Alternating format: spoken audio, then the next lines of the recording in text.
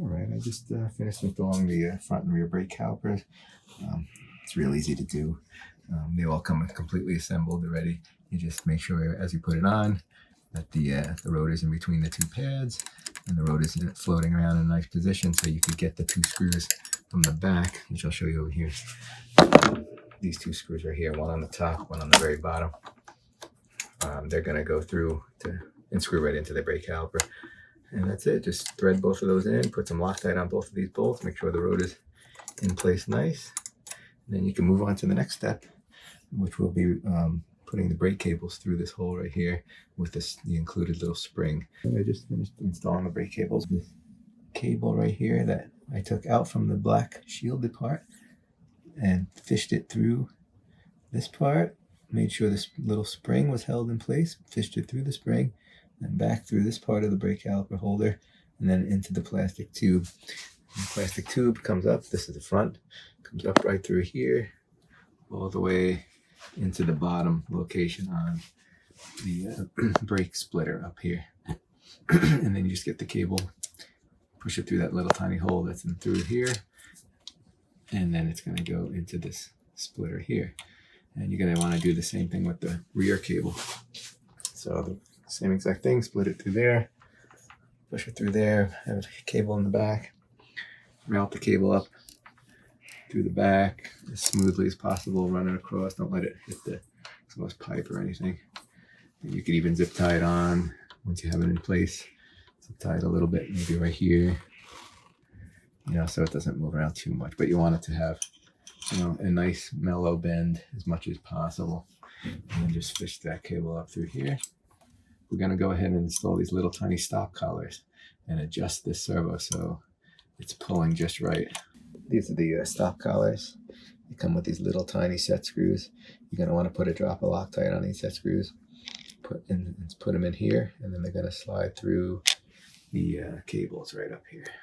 Now we're just going to test to make sure the brakes are working good. I slid these on. Pulled a little bit on this cable to make sure the brakes are just about to start to work, and then I tightened this set screw, did that for the front and the back.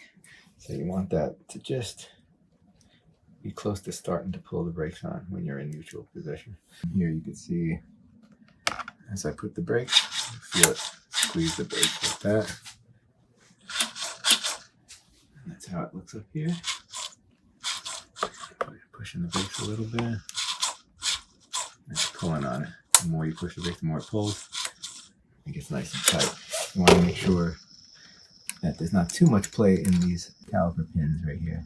There's these little bolts that hold this. If these are real loose, that's going to give you some play.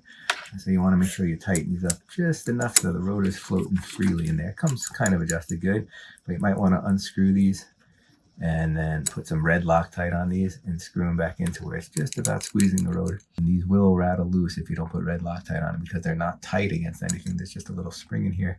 It's just like, it acts as like a slider pin, but it is a screw. So you want to make sure you put red Loctite on this, thread it in, make sure it's nice and, the right adjustments where you see that little bit of play right there. And then just make sure it's nice and tight. Adjust this so it's just starting to pull on it. Fine tune it up here if you need to give it a little more. Pull it a little bit with a pliers, slide it in, tighten that real good.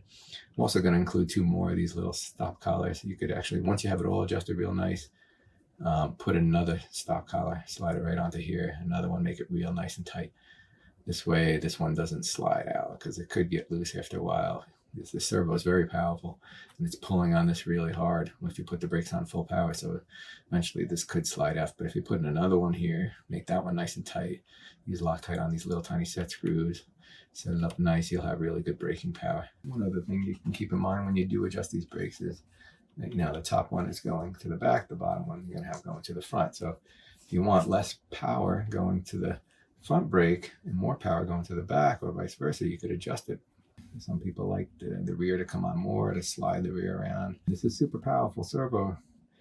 And the way the brakes are designed can actually, when you're driving this, if you push the brakes on hard, the front wheels could lock right up and the whole truck could actually endo over. You could do like nose wheelies and stuff if you want to get creative with it. But you could set it up so it's not so sensitive, that you have more throw, before it starts to lock up the brakes, or you can have it so it's real nice and tight.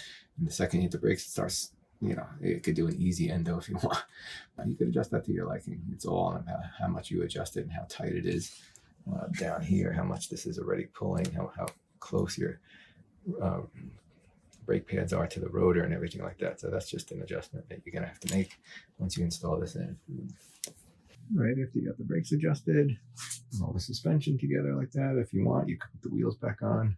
They go on real easy. The wheel nuts right on the axle already. Just spin that off. There is a serrated edge that goes on the inside. So when after you put the wheel on, make sure that serrated edge is going towards the rim. That helps the wheel nut not come off as easy. Each wheel has a nice 24 millimeter hex metal insert in them. There is left and right wheels. The pattern, like the chevron pattern, the pointy side goes towards the front of the truck. So this would be a right side. This would be the one that goes right here. The tires themselves are universal. It's just a matter of what side of the rim that you put them on makes them a left and a right. You could always just unscrew the bead lock on both sides of the rim and take the rim out and just turn around, put it back in the opposite way, and you'll have a different direction on the tire. So the bead locks are the same inner and outer. You should be able to put the tire on either way. So, and then that's it. Just put them on, tighten up the wheel nut with the supplied lug wrench, and you'll be good to go.